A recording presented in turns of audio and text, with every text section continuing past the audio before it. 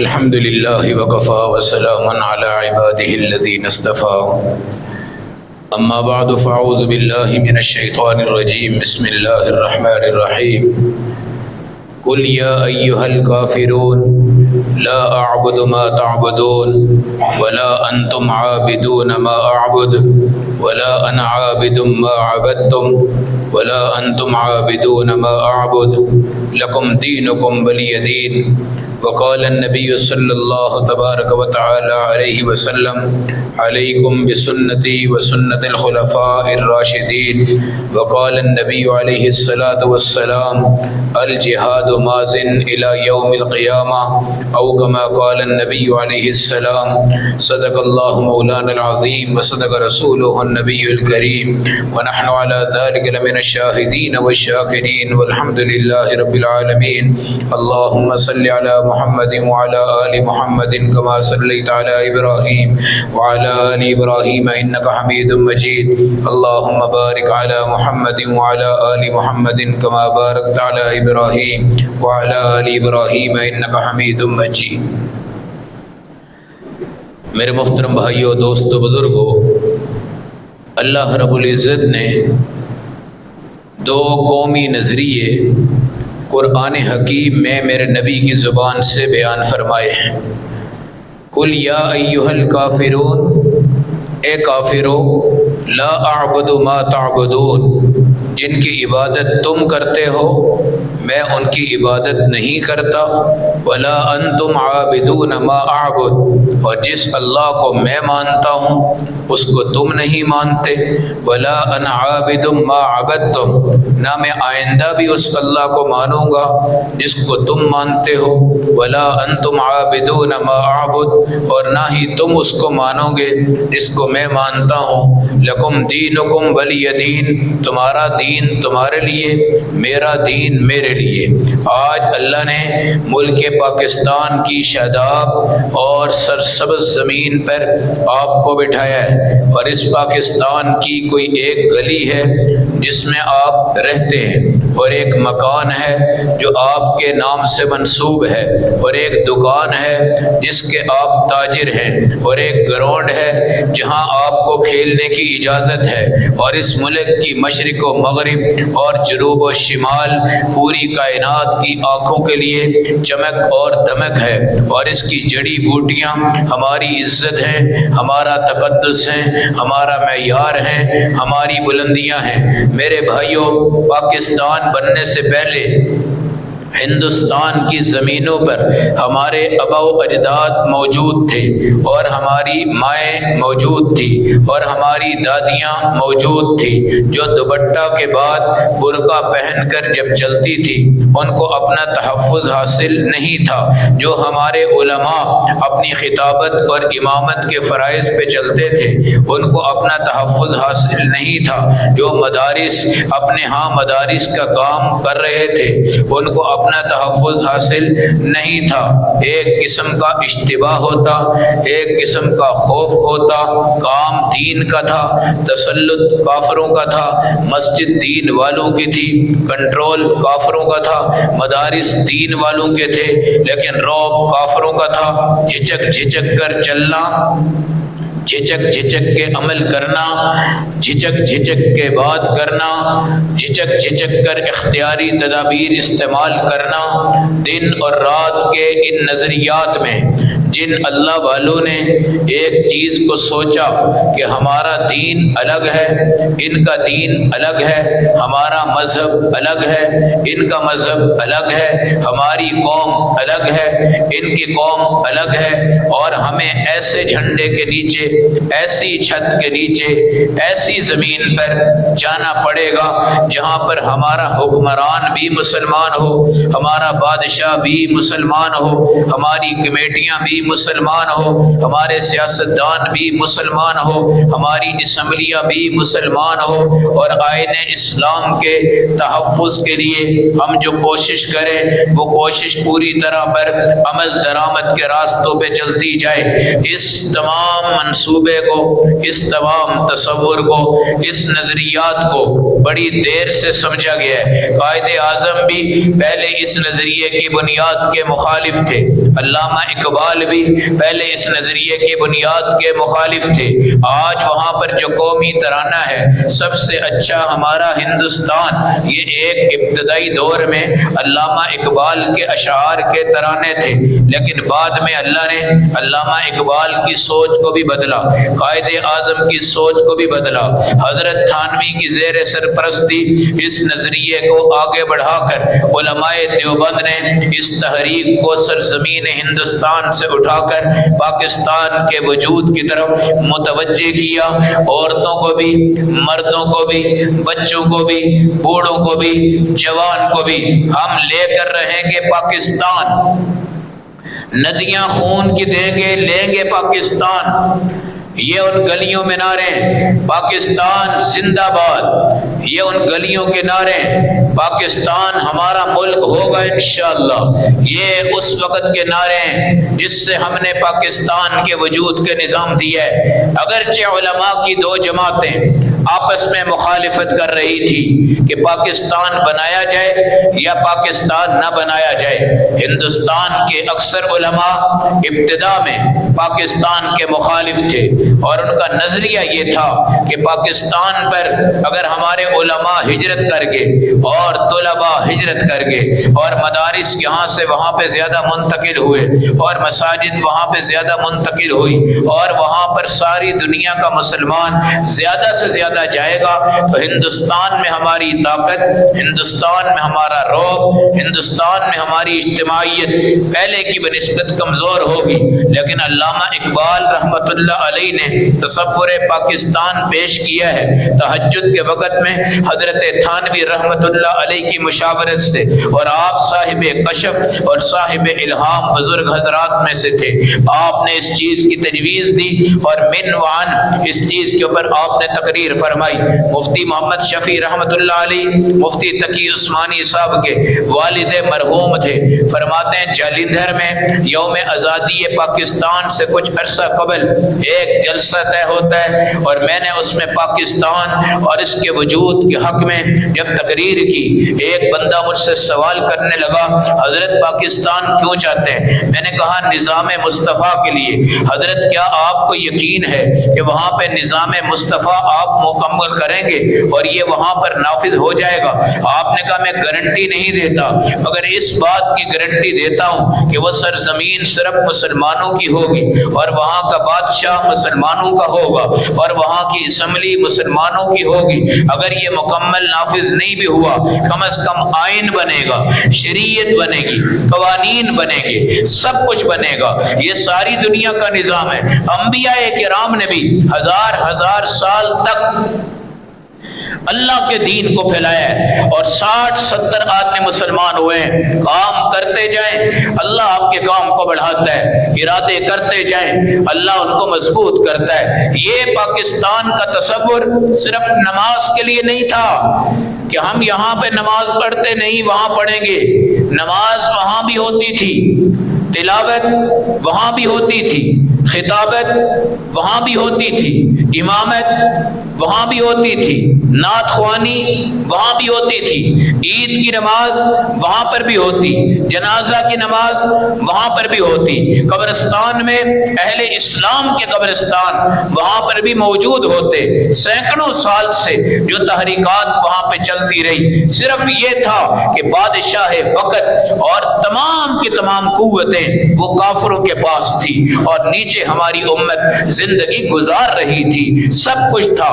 हमने मस्जिद बनाने के लिए पाकिस्तान नहीं लिया, मस्जिदें तो बनी हुई थी, मदरसे तो बने हुए थे और कुछ बाद में बने। हमने पाकिस्तान लिया निज़ाम मुस्तफ़ा हमारे आइन का हिस्सा हो, निज़ाम मुस्तफ़ा हमारी असम्बली का हिस्सा हो। इस वक्त आर्मी जितनी भी है इनमें कोई भी पाकिस्तान के वजूद के वक्त मौजूद नहीं था, जितनी पुलिस मौजूद है इनमें कोई भी पाकिस्तान के वजूद के वक्त मौजूद नहीं था, जितने तुलबा हैं इनमें कोई भी पाकिस्तान के नजरिए के वक्त मौजूद नहीं था, जितने जवान आप हैं आप में से भी शायद कोई भी उस वक्त मौजूद नहीं था जिन्होंने पाकिस्तान बनते देखा है। सिर्फ 10,000 तो खवातीन थी जिनको शहीद किया गया है और ट्रेन के ऊपर बंदों को ज़िबा करके उनकी खोपड़ियां डालकर ट्रेनें बॉर्डर पार करवाई गई हैं। और एक बाबा जी की बच्ची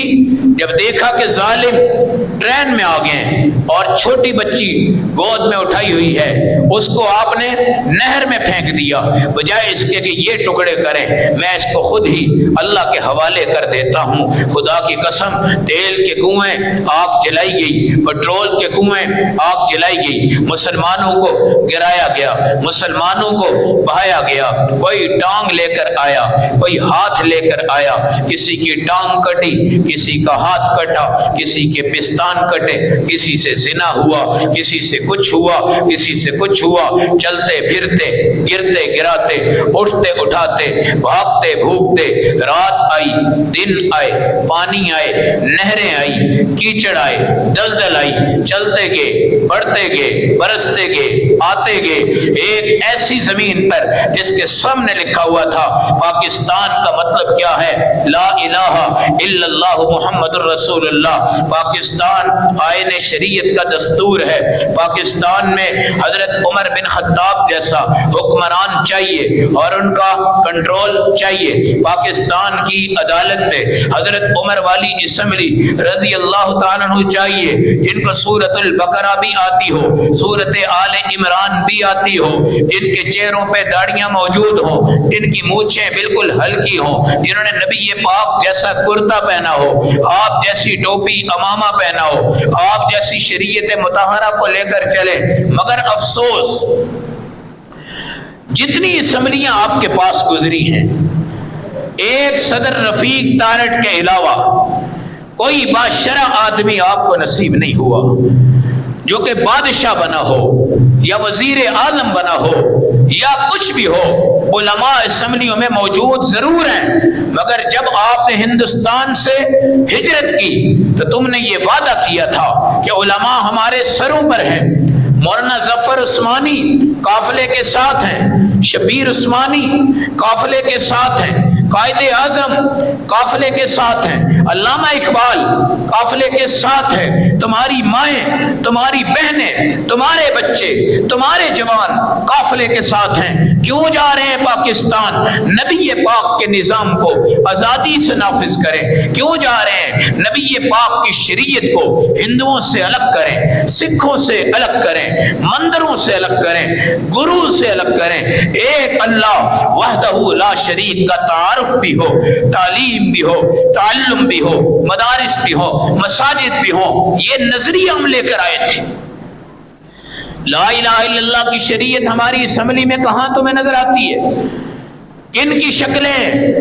ये मुल्क हुक्मरान का नहीं है, इस मुल्क का मालिक वजीर आजम नहीं है, इस मुल्क का मालिक चीफ ऑफ आर्मी स्टाफ नहीं है, इस मुल्क की मालिक पुलिस के अफीसरान नहीं है, इस मुल्क के मालिक गवर्नर नहीं है।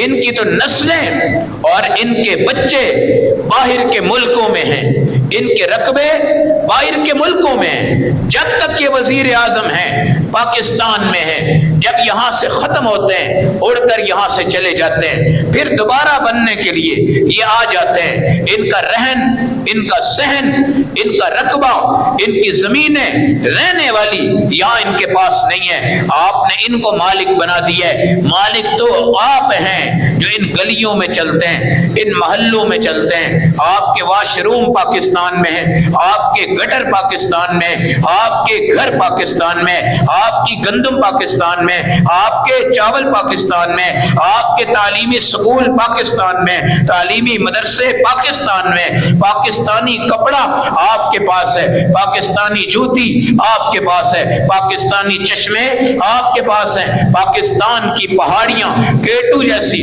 آپ کے پاس ہیں، پاکستان کے سرسبز و شاداب رقبے آپ کے پاس ہیں۔ آپ نے ارد گرد جانا ہے تو جاؤ پہاڑی علاقے میں دیکھو، یہاں کے چرواہوں کو دیکھو، یہاں پہ گلگت کو آباد کرنے والے، یہاں پر پشاور کو آباد کرنے والے، یہاں پر چترال کو آباد کرنے والے، یہاں پر پہاڑوں کو آباد کرنے والے اور شہروں کو آباد کرنے والے، اور یہاں کی سڑکوں پہ چلنے والے، راستوں پہ چلنے والے، یہاں کی قبروں میں دفن ہونے والے، یہاں کے مدرسوں میں اپنا اصلاحی تعلق قائم کرنے والے، اور بڑے سے بڑے اکابر کے سامنے آپ کو جو یہ باغ نظر آتا ہے، یہ عوام کا ہے، حکمران کا نہیں ہے، بادشاہ کا نہیں ہے۔ گورنر راج کے لیے ہم نے پاکستان نہیں بنوایا، وزیر اعظم کی خوبصورت شاہانہ زندگی کے لیے ہم نے پاکستان نہیں بنایا، بڑے بڑے آفیسران کے مزے کے لیے ہم نے پاکستان نہیں بنایا۔ پاکستان کی تاریخ ٹکڑے ٹکڑے ہو کر بنتی ہے، خون کی ندیاں کھول کر بنتی ہے، تیل کے کنویں بھر کر بنتی ہے، گاڑیاں ٹکڑے ٹکڑے ہوتی ہیں اور بڑے بڑے مصائب اور علام آتے ہیں، مگر ان پر ہاتھ علماء کرام کا تھا۔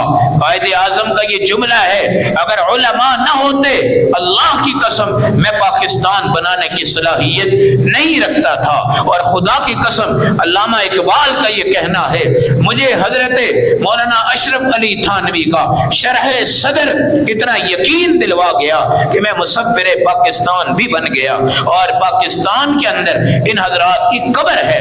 یہ جب پاکستان میں آئے ہیں پاکستان میں ہی رہے ہیں، پاکستان کے لیے سب کچھ کیا ہے اور پاکستان کے نظام کو بڑھایا ہے۔ جس وقت یہ بن گیا ہے، پھر یہاں کی بھی آپس میں قومیں مختلف تھی۔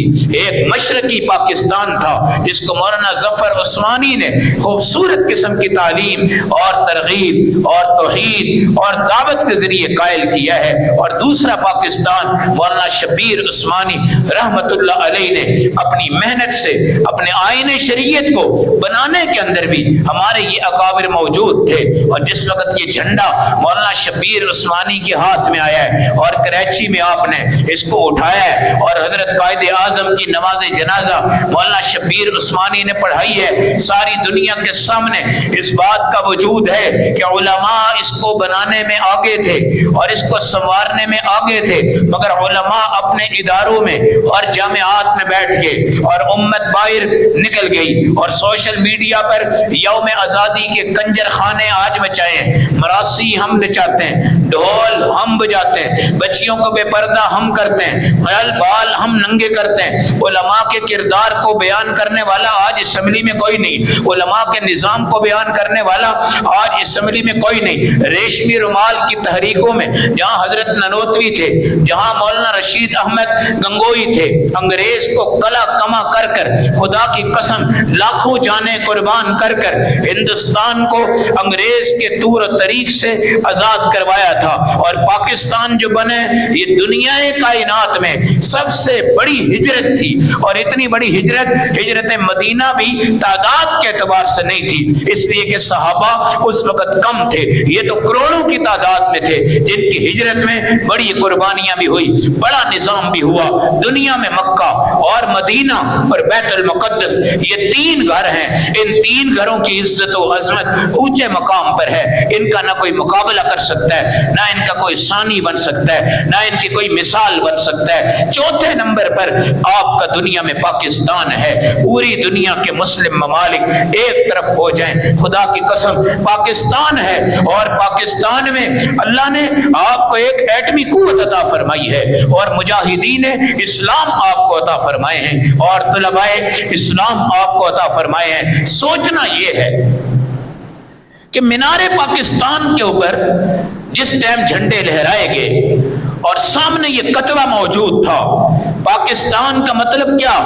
لا الہ الا اللہ۔ ساتھ ہی پھر ہم نے ہیرا منڈی بنا لی، ساتھ ہی پھر ہم نے دربار کو سجدے کیے، ساتھ ہی پھر ہم نے غیر اللہ کو خدا کہا، ساتھ ہی پھر ہم نے قضائے حاجت کے لیے پیر ڈھونڈے، ساتھ ہی ہم نے مشکل کشا کے لیے چرسی بھنگی لوگ ڈھونڈے۔ ہم تو ان مندروں سے بچ رہے تھے، ہم تو لات سے بچ رہے تھے، عزا سے بچ رہے تھے، منات سے بچ رہے تھے، ہندوؤں سے بچ رہے تھے، سکھوں سے بچ رہے تھے، امام بارگاہوں سے بچ رہے تھے، خدا کی قسم ان کے گھروں سے بچ رہے تھے۔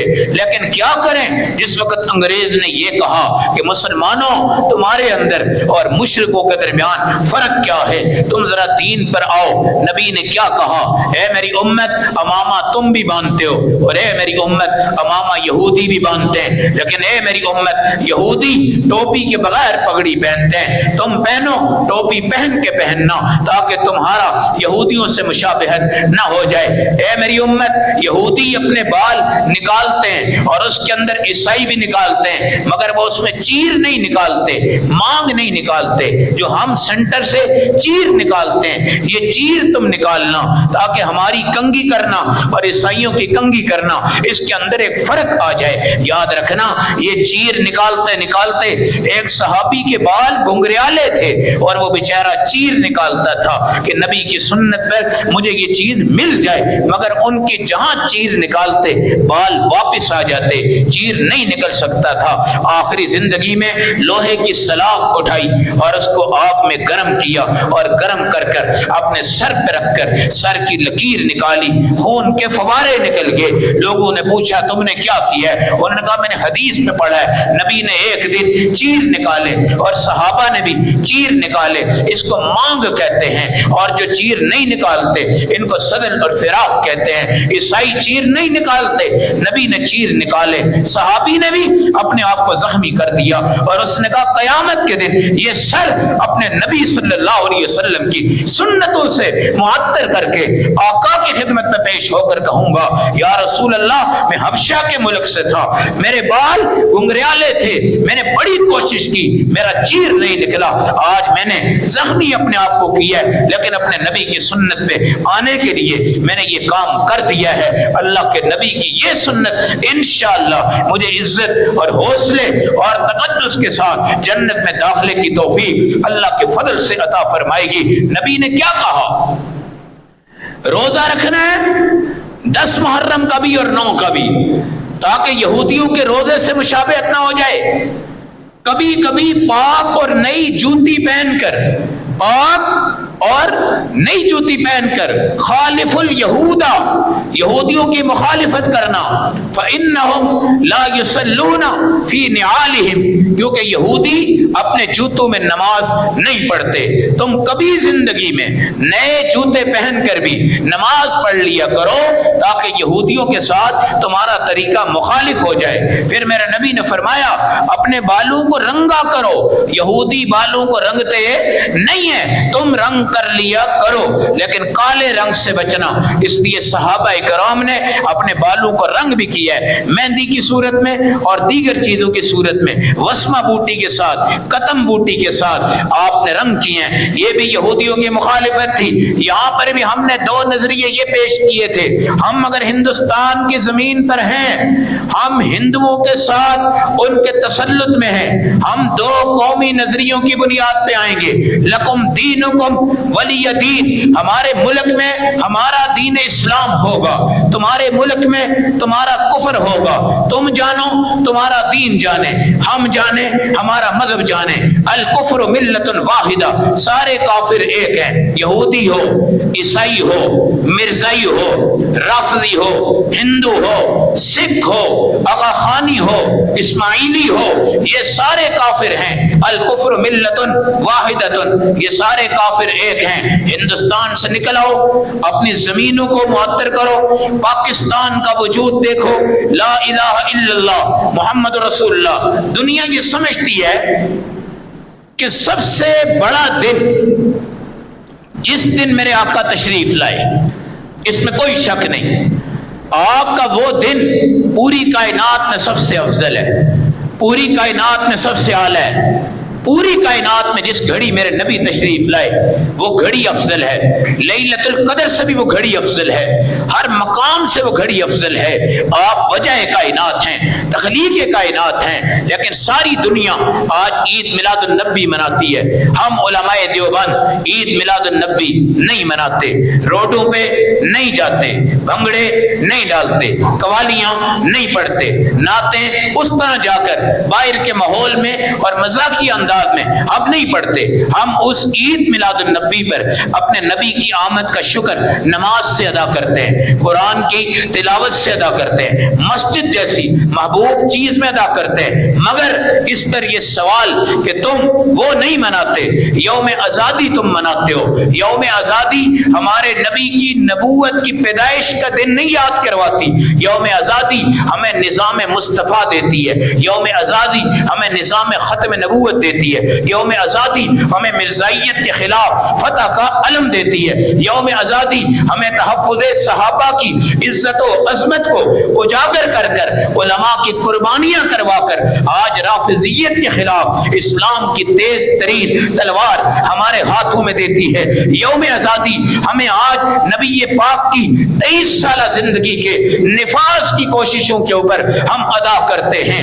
ایک ہے نبوت کی پیدائش کی خوشی اور ایک ہے ختم نبوت، اور جس دن آپ کو نبوت ملی اور دین شروع ہوا اور 23 سالہ زندگی میں آپ نے جو کام کیا ہے اس کو ہم یہاں پہ نافذ کریں۔ ما انا علیہ و اصحابی، اس پر میں قائم ہوں وہ نافذ ہو جائے، جس پر میرے صحابہ قائم ہیں وہ نافذ ہو جائے۔ ان صحابہ کی عزت کو اور تقدیس کو اور ختم نبوت کے تاج کو اور مرزائیت کے کلا اور کما کو اور ایک پاک پاکستان، صاف پاکستان، طاہر پاکستان، منزہ پاکستان، شافی پاکستان، عالمی پاکستان، کائنات کا مرکز پاکستان، امام پاکستان، حرمین کا تقدس اپنی جگہ پر ہے، مگر دفاعی صلاحیتیں، قدرتی وسائل، بہترین ذخائر، ان تمام چیزوں کے ساتھ آپ پاکستان کے 4 موسم رکھتے ہیں، آپ پاکستان کے خشکی والے علاقے رکھتے ہیں، تری والے علاقے رکھتے ہیں، آپ پاکستان کے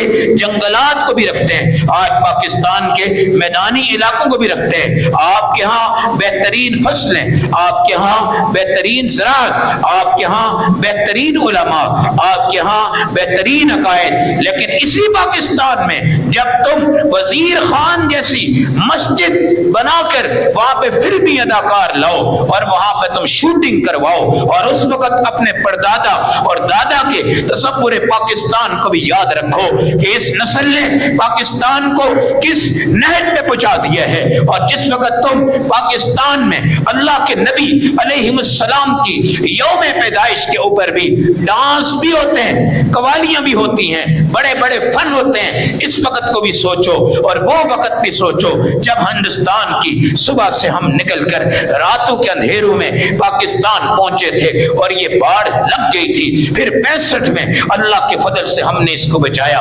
71 میں اللہ کے فضل سے ہم نے اس کو بچایا، اور ہما وقت اس پاکستان پہ اٹیک ہوگا یہ دنیا جانتی ہے، اور ہونے کے قریب بھی ہوگا یہ بھی دنیا جانتی ہے، مگر الجہاد ماضٍ الی یوم القیامہ، جہاد قیامت تک جاری رہے گا۔ ایک وقت ہمیں دفاع پاکستان کی پھر ضرورت پڑے گی، اس لیے کہ ہم نے نظریہ یہودیوں کو دے دیا، فکر یہودیوں کو دے دی، سوچ یہودیوں کو دے دی، ہاتھ یہودیوں کو دے دیے، قلم کے سین یہودیوں کو دے دیے، چیک ان کو دے دیے، ہم نے اپنے تمام ذخائر نکال کر گروی رکھ لیے، ہماری موٹر وے، ہمارے ایئرپورٹ، ہمارے بڑے بڑے صنعتی ادارے آج ان کے ہاں گروی رکھ دیے گئے ہیں۔ یہ میرے اللہ کی ناراضگی ہے، یہ میرے اللہ کی ناراضگی ہے۔ جب پاکستان بنا تھا علماء مخلص تھے، قائد اعظم مخلص تھے، علامہ اقبال مخلص تھے۔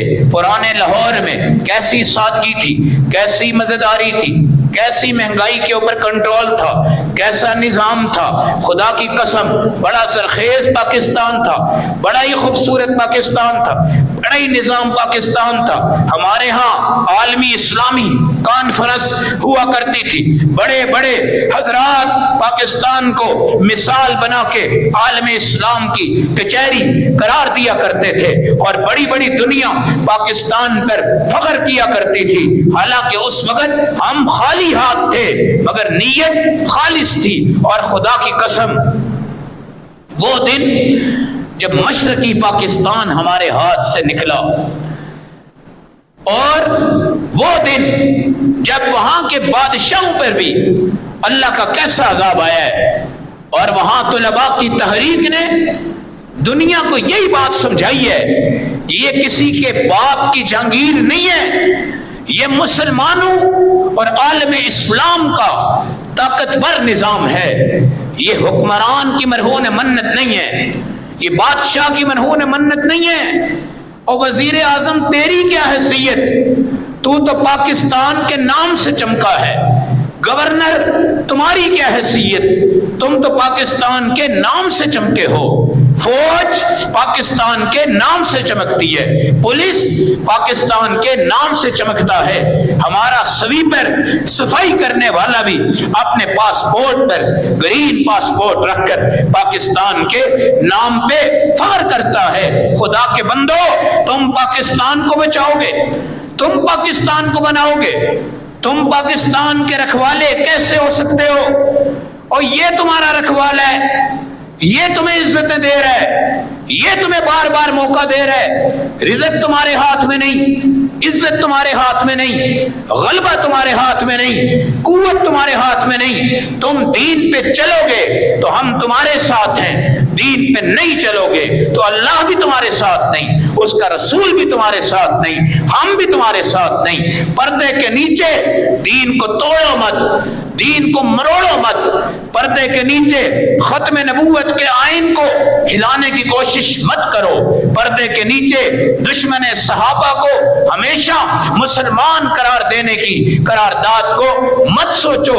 تمہارا اللہ جس نے لیلۃ القدر میں ہمیں پاکستان دیا ہے، رمضان میں تمہیں پاکستان ملا ہے، وہ اللہ پردوں کے اوپر بھی جانتا ہے، وہ اللہ پردوں کے نیچے بھی جانتا ہے۔ تمہاری حیثیت پاکستان ہے، تمہاری عزت پاکستان ہے، تمہارا مرتبہ پاکستان ہے۔ اگر تم نے پاکستان میں رہنا ہے اور یہاں پہ حکومت کرنی ہے تو تمہیں اسلام کا، شریعت کا، آئین کا، نظام مصطفیٰ کا وجود یہاں پہ پیدا کرنا پڑے گا، اور سب سے پہلے اپنے جسموں پر وجود پیدا کرو، اپنے گھروں پر وجود پیدا کرو۔ ایک وقت تم نے یہ کہا کہ ہم پاکستان میں اسلام نافذ کرتے ہیں، یہ کیسے نافذ کرو گے؟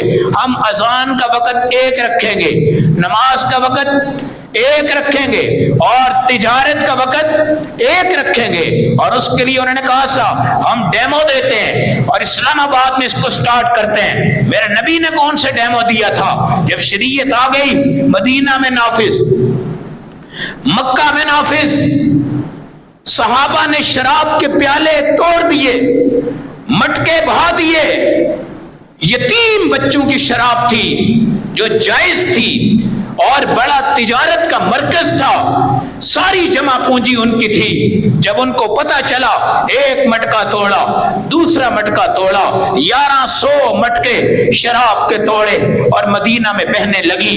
دوسرے بندے نے کہا یہ بیچ دو، جب بک جائے آئندہ شراب نہ لینا۔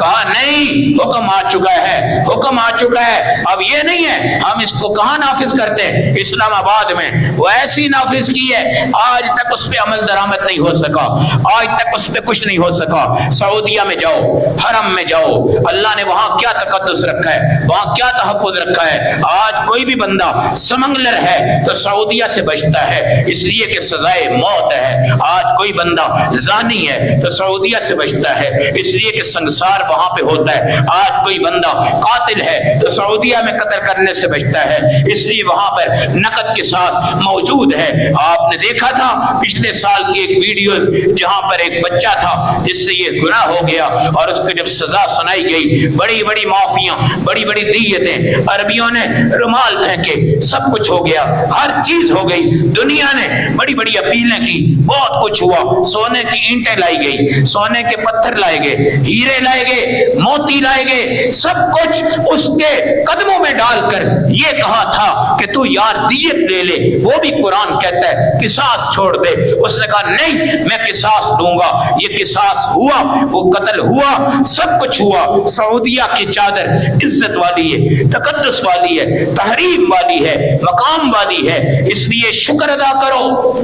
کون سا زمانہ تھا جب ترکی آپ سے قرضے لے رہا تھا اور آپ ایک مضبوط ملک تھے، اور اب آپ نے قرضوں میں امت کو ڈبو دیے، قرضوں میں عوام کو ڈبو دیے۔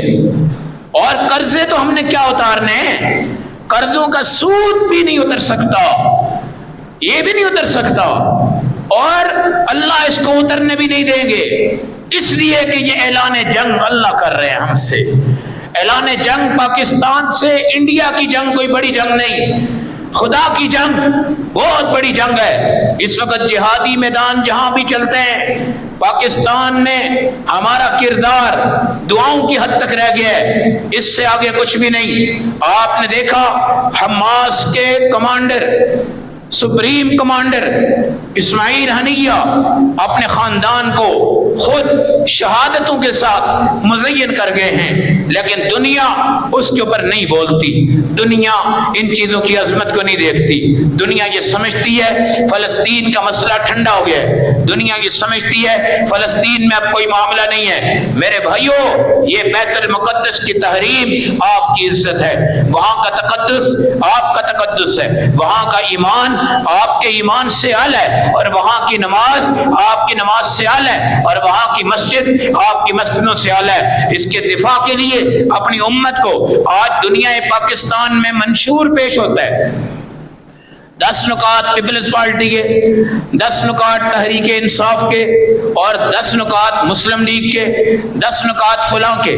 وہ نکات پڑھو، وہ نکات پڑھو، فیس بک پہ جاؤ، یوٹیوب پہ جاؤ، ان سب کے نکات پڑھو۔ یہ تمہیں وزیر اعظم بننے سے پہلے کون سے نکات دے رہے ہیں؟ ہم سیوریج ڈالیں گے، ہم سڑکیں بنائیں گے، ہم موٹر وے بنائیں گے، ہم پی آئی اے کو اچھا کریں گے، ہم مکان والوں کو مکان دیں گے، ہم غریبوں کو آٹا اور کپڑا دیں گے۔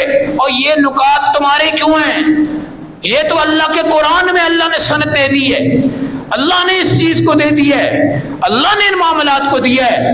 اللہ بھی امتحان لیتے ہیں، بجٹ اللہ بھی تھوڑا ڈاؤن کرتے ہیں۔ صحابہ کو دیکھا ہے، جہاد ہو رہا ہے، جہاد ہو رہا ہے، ایک ایک کھجور آ رہی ہے، کھا رہے ہیں، جہاد کر رہے ہیں، گٹلی آ رہی ہے، کھا رہے ہیں، جہاد کر رہے ہیں۔ گٹلی کے اوپر ایک چھلکا ہوتا ہے بھاری، اس کو چوس چوس کر جہاد کر رہے ہیں، اور خالی پیٹ جہاد کر رہے ہیں۔ اور جب جہاد میں فتح ہو گئی، اللہ نے ایک مچھلی عطا فرمائی جس کو عنبر کہتے ہیں، اور صحابہ نے اس کو 1 مہینے تک کھایا، اور اس کے تیل نکالے، اور تیل نکال کر اپنی مالشیں کی، اور جس وقت مچھلی مکمل ختم ہو گئی، صحابہ نے اس کی ہڈیاں نکالی، ان کے پلر بنائے، ستون بنائے، اور اس کے نیچے سے اپنے گھوڑے، اپنے اونٹ، اپنی سواریاں گزاری، اور نبی کو جا کر بتایا، یا رسول اللہ اس غزوہ میں پہلے یہ کیفیت، پھر یہ کیفیت، پھر ایک ایک کھجور، پھر کھجور کی گٹھلی، پھر گٹھلی کا چھلکا، یہ چوستے رہے۔ بعد میں اللہ نے ہمیں زرخیزی والے معاملات عطا فرما دیے۔ میرے نبی جہاد فرما رہے ہیں خیبر کی زمین پر، خیبر کی زمین پر اللہ نے فتح عطا فرمائی۔ قلعہ خیبر حضرت علی کے ہاتھوں سے جب فتح ہو گیا، نبی پاک کو زمینوں کا وزٹ کروایا گیا، سیر کروائی گئی، حضور نے باغات دیکھے، حضور نے وہاں کے پلاٹ دیکھے، حضور نے وہاں کے سرسبز و شادابیاں دیکھی۔ صحابہ اکرام میں سے ایک صحابی باغ سے کھجور توڑ کے لایا، نبی پاک نے اس کو چکھا، چکھ کے فرمایا واہ بھائی واہ، کیا خیبر کی زمین میں ایسی پیاری کھجوریں ہوتی ہیں؟ کہا یا رسول اللہ اس سے بھی اعلیٰ اعلیٰ ہوتی ہیں۔ فرمایا اس اللہ کا شکر ہے جس نے صحابہ کی جانیں، خون، سب کچھ لیا، قربانیاں ہوئی، مگر خیبر کی زمینیں آج اللہ نے ہمیں عطا فرما دی۔ پھر وہی یہودی تھے، نبی پاک نے ان کو بلایا اور بلا کر کہا اب ان باغوں کے مالک ہم ہیں، درختوں کے مالک ہم ہیں، گھروں کے مالک ہم ہیں، اب تم ہمارے نوکر بن جاؤ، ملازم بن جاؤ اور ان زمینوں پہ تم کام کرو، آدھی کھیتی تمہاری، آدھی کھیتی ہماری۔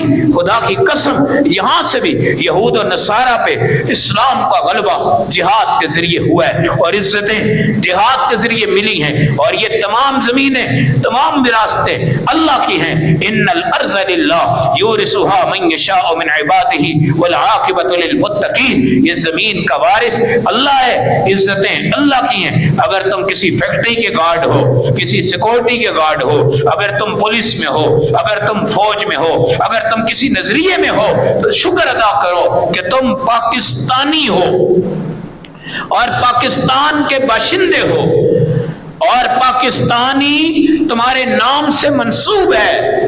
باہر کے ملکوں سے واپس اترو، لینڈ کرو ایئرپورٹ پہ، تمہیں اپنے ملک کی عزت کا پتہ چلے گا۔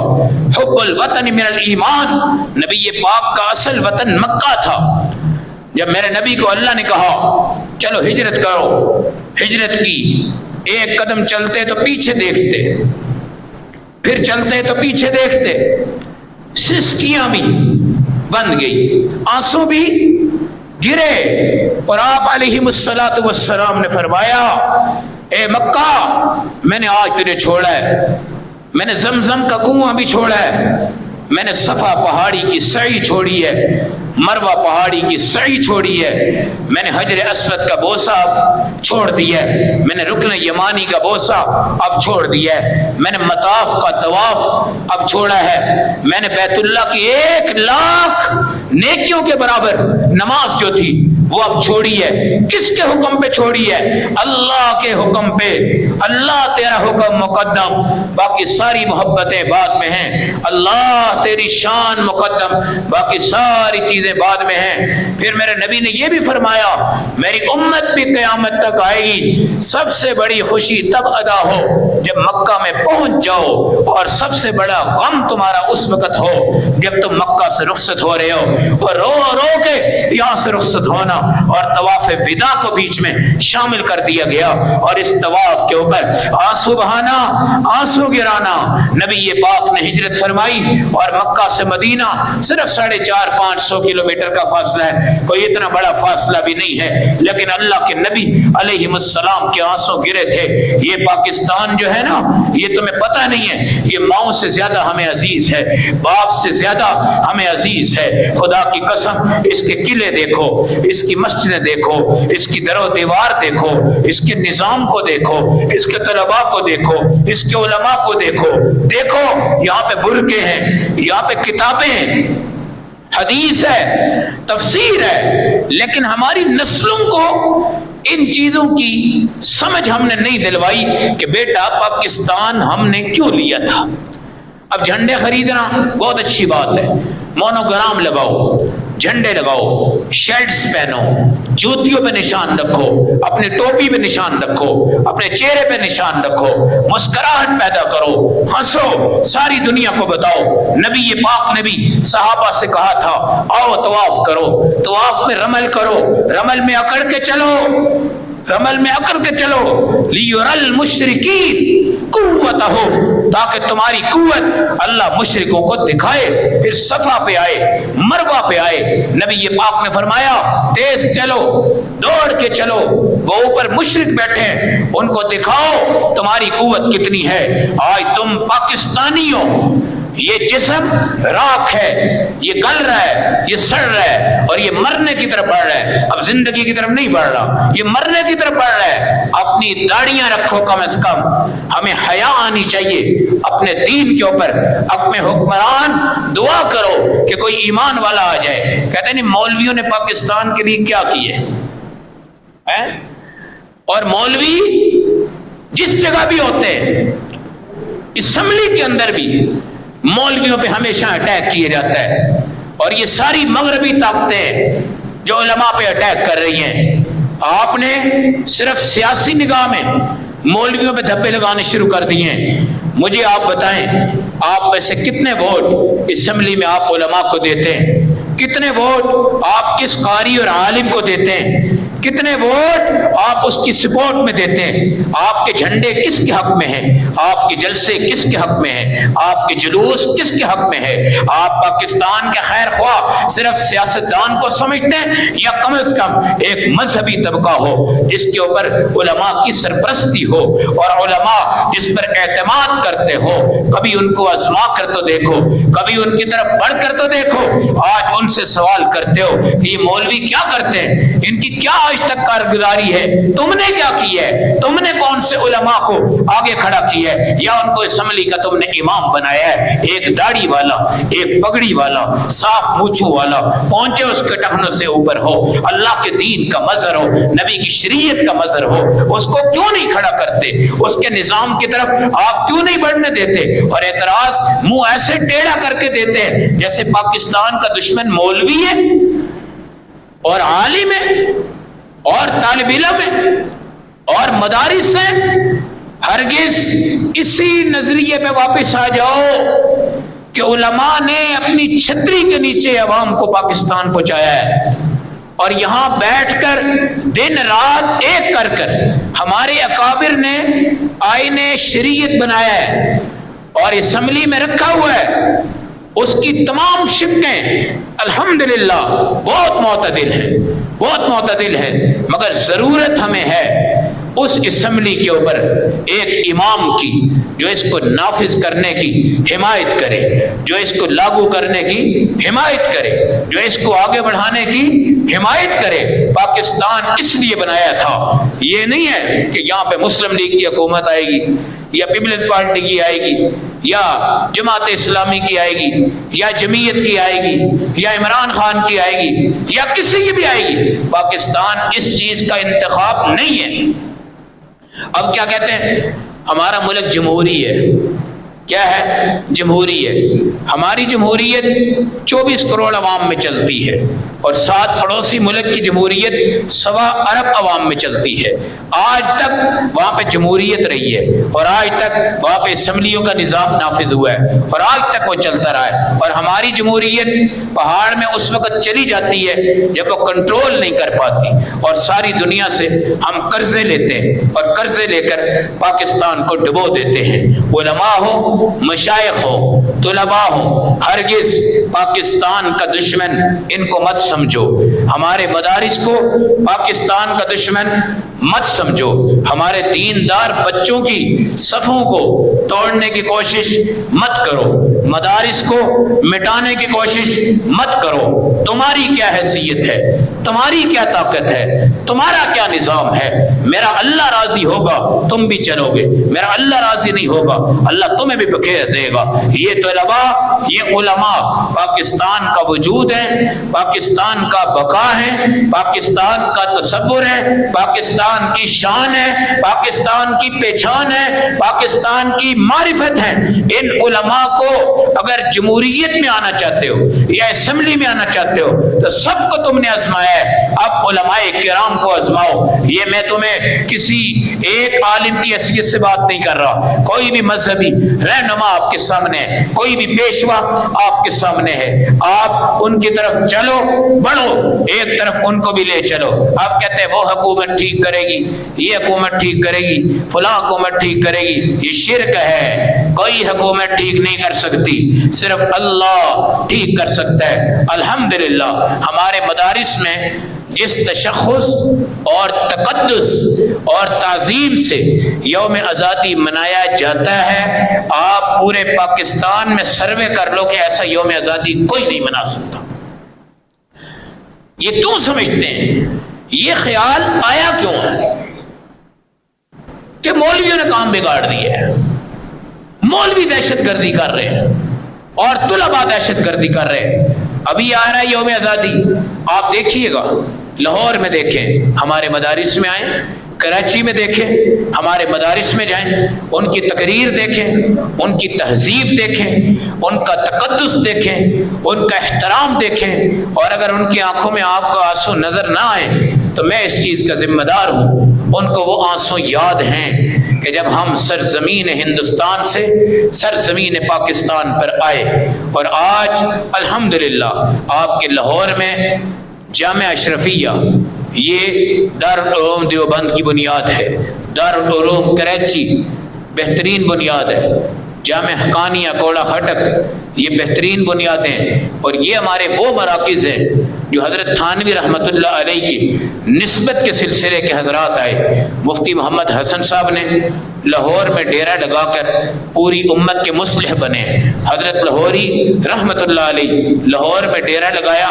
پوری امت کے مصلح بنے ہیں۔ کراچی میں مفتی محمد شفیع رحمۃ اللہ علیہ، مولانا یوسف بن نوری رحمۃ اللہ علیہ، مولانا احتشام الحق تھانوی رحمۃ اللہ علیہ آئے ہیں، انہوں نے آپ کے پاکستان میں 4 چاند لگائے ہیں۔ مولانا عبد الحق صاحب اٹک میں اکوڑا خٹک میں آئے ہیں، انہوں نے آپ کے پاکستان کو 4 چاند لگائے ہیں۔ مولانا شبیر عثمانی، مولانا ظفر عثمانی، انہوں نے آل پاکستان پورے مشرق و مغرب کے جغرافیائی حالات کو ایمان اور اسلام پر قائم فرمایا ہے، جھنڈا لہرا کر علماء کو مرکز پاکستان کا علم انہوں نے بتایا ہے، اور پوری دنیا کو ایک پیج پہ اکٹھا کیا ہے۔ آج تمہارے سازشی اور خارجی اور رافضی طبقے پاکستان میں دراڑ ڈالنے کی کوشش کر رہے ہیں۔ ہندو اور سکھ جس طرح ان جگہوں پہ ہیں ان میں تفریق پیدا ہو رہی ہے، اس طرح پاکستان کے اندر بھی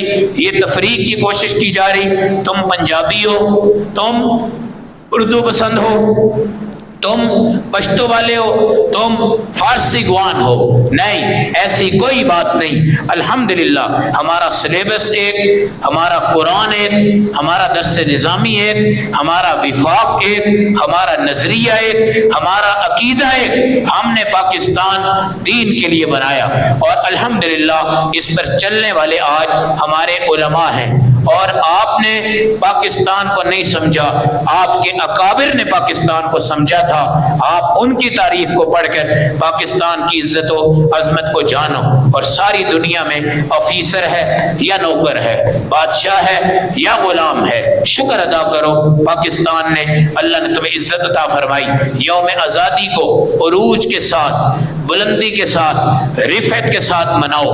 اپنی بچیوں کو یہ بتاؤ کہ بیٹا تمہیں ہم نے ہندوستان کی فحاشی کی جو آزادی ان میں تھی اس سے نکال کر ہم نے تمہیں بیٹا دین اسلام کی آزادی عطا فرمائی ہے۔ اس میں بیٹھ کر تم نے ہماری بیٹی سیدہ فاطمہ، سیدہ عائشہ رضی اللہ تعالیٰ عنہا اور صحابیات کی زندگی کو آزادی سے لے کے چلنا ہے، اور اپنے بچوں کو بتاؤ کہ بیٹا ہم نے پاکستان تمہیں لے کر دیا ہے، یہاں پہ 5 وقت کی نماز بغیر کسی ڈر کے پڑھو، بغیر کسی خوف کے پڑھو، ہم نے یہ مدارس تمہیں دیے ہیں۔ اللہ نے رائے ونڈ میں خدا کی قسم مرکز قائم فرما کے پوری دنیا کو یہاں سے صاف کیا ہے۔ یہ تمہارے پاس ایمان کے علم ہیں، ایمان کے جھنڈے ہیں۔ میں آپ سے یہی کہہ رہا ہوں، یہی عرض کر رہا ہوں کہ ہم نے پاکستان سیاست کے لیے نہیں، نظام مصطفیٰ کے نفاذ کے لیے لیا ہے، اور حضور پاک کا دین نافذ ہو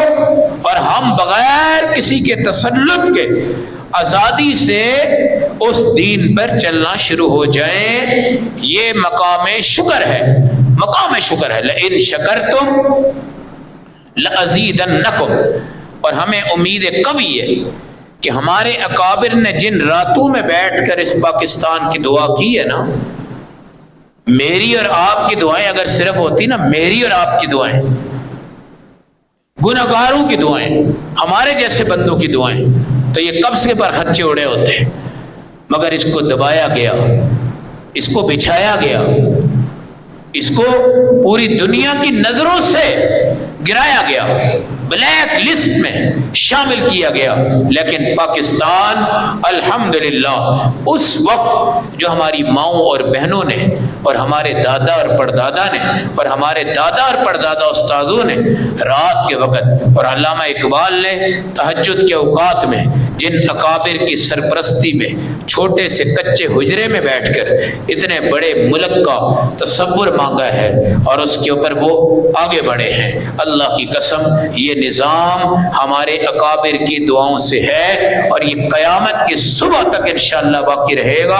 और हम इन्हीं कब्रों से पाकिस्तान से उठकर अल्लाह के नबी की इत्तिबा में हशर में जमा होंगे। अल्लाह हमें अमल की तौफीक दे।